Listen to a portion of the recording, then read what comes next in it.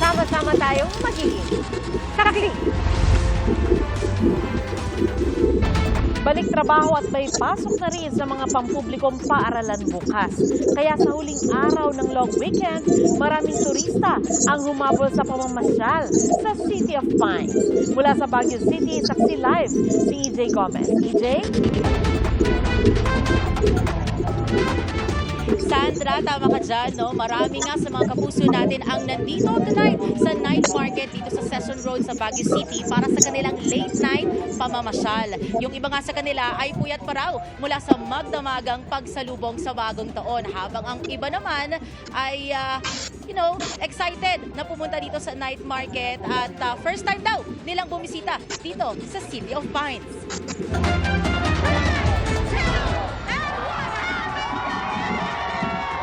Naghiyawan, palakpakan at lundagan ang mga Pinoy na sumalubong sa 2025 sa Baguio City kagabi.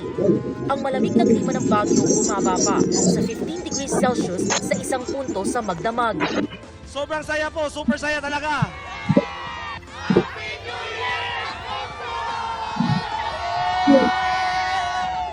Hiling daw nila na sana Maging mayaman ako! At saka pamilya ko! Lagi pong good health po para sa pamilya. ngayong unang araw ng taokain para magpiknik. Ang mga bata, enjoy naman sa paglalaro. Meron ding namasyal kasama ang kanilang fur babies. Mapabata man o matanda, patok ang boat riding at biking. Nakakaginhawa naman po sa pakiramdam. Na-exercise po na konti. Karamihan sa mga bakasyonista ngayon sa Baguio, kaninang umaga lang daw dumating.